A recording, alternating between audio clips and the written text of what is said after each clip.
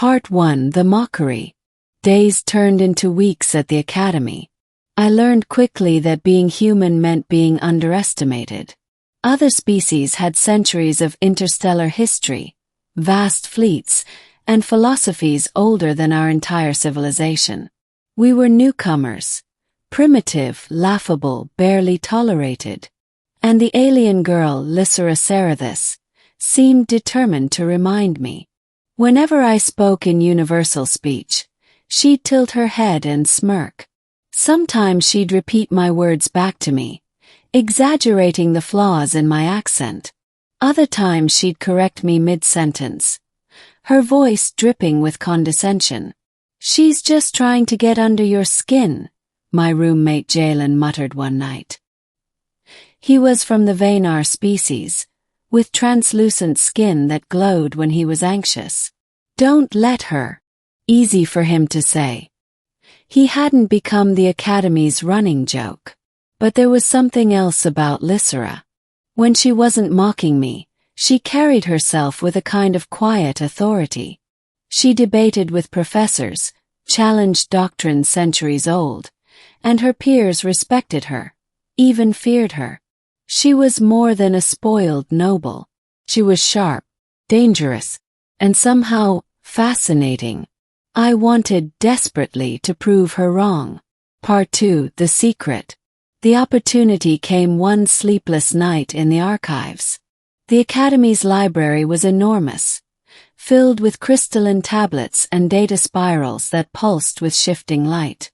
I had been researching alien history when I stumbled upon something unusual, a linguistic codex hidden in the restricted section. It contained fragments of ancient languages, some forgotten, others outlawed. Among them was the native tongue of House Cerathis. Not the polished dialect taught to outsiders, but the original, raw, unfiltered, and forbidden to speak unless you bore the bloodline. The codex shimmered in my hands.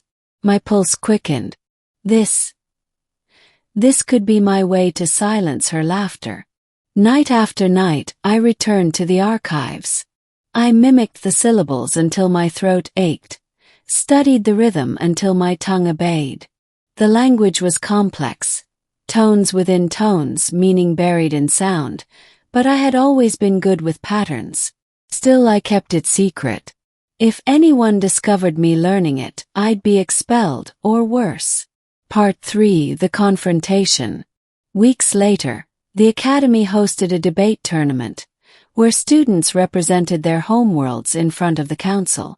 I volunteered, determined to show Earth wasn't a mistake. Of course, Lysera volunteered too.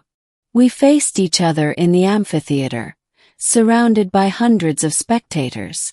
The debate topic: should lesser civilizations be granted equal standing in the council? I argued passionately that humanity, and all rising worlds, deserved a voice. But my accent betrayed me again. My words, though logical, were met with polite smirks and muffled laughter. Then Lysera rose.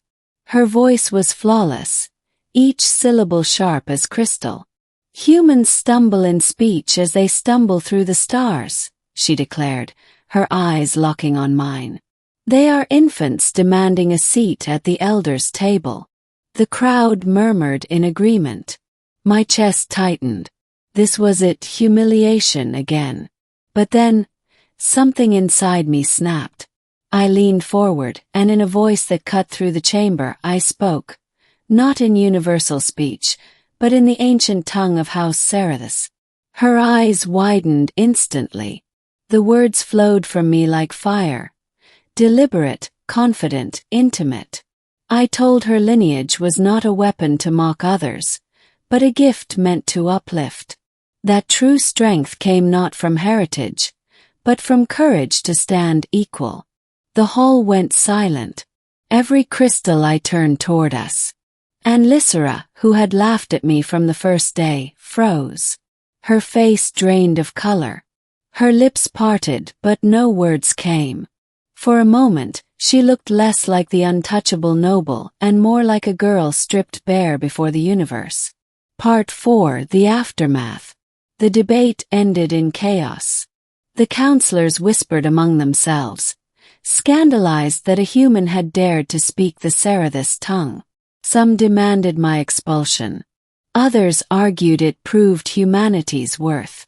But Lysera, she didn't speak at all. After the session, I found her waiting for me in the shadows of the courtyard. "Where did you learn that?" she hissed, her voice trembling, not with anger but with something closer to fear. I held her gaze. "In the archives. That language is forbidden," she whispered. "Only those of the Sarathis bloodline are permitted. If anyone learns you spoke it, you could be executed." "Then why didn't you expose me?" asked. She stared at me, her crystalline eyes searching. Finally she said, "Because you spoke it perfectly. Even I struggle with the old words. And when you spoke it felt," she faltered, "as if my ancestors themselves were speaking through you." For the first time she wasn't mocking me. She was unsettled, vulnerable. Part 5: The Bond. From that night on, everything changed. Lysera no longer mocked my accent. Instead, she sought me out in secret. At first, it was to demand I stop speaking her tongue, but soon it became something else. She wanted to hear me speak it again. She wanted to practice with me, as though she herself were relearning her own heritage through my voice. In those hidden hours she was different. The proud, sharp-tongued noble faded, replaced by someone curious, restless, almost lonely. And I realized something. Her laughter had never truly been about me. It had been a shield. She had grown up under impossible pressure, forced to be flawless, forbidden from showing weakness. Mocking me had been her way of deflecting her own fears. The more we spoke, the closer we became. One night, under the twin moons of Zifra, she confessed, "When you spoke my tongue before the council, I wasn't angry. I was afraid. Afraid because in that moment, you sounded more Sarathis than I ever have. And it made me wonder, what if the galaxy sees more truth in you, a human, than in me?" I touched her hand gently. "Maybe truth doesn't belong to one bloodline. Maybe it belongs to anyone brave enough to speak it." Her fingers tightened around mine. She didn't laugh. Not this time. Part 6: The Trial. But peace never lasts long in the galaxy. Word of my forbidden speech spread beyond the academy. Soon House Sarathis itself summoned me for judgment. The trial was held in their ancestral hall, beneath towering spires carved with runes of the old tongue. Nobles glared at me with contempt. The charge: blasphemy, theft of heritage, desecration of sacred speech. Lysera stood beside me. Against her family's will, she had demanded to speak in my defense. When the time came, I expected her to argue law, tradition, maybe mercy. But instead, she did something no one predicted.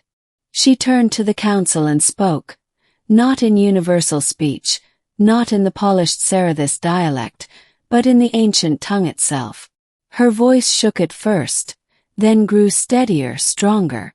"My people have forgotten what this language means," she declared. "We hoard it as if it were ours alone, when it was meant to bind us to the stars. This human did not steal it. He remembered what we had lost. If that is a crime, then I stand guilty beside him." The hall erupted. Some nobles shouted in outrage. Others fell silent, struck by her words. In the end, the council did not execute me. They could not with a Sarathis heir defending me in their sacred tongue. Instead, they issued a warning. Humanity would be watched closely. One misstep and Earth would suffer. But I walked out alive. And I wasn't alone.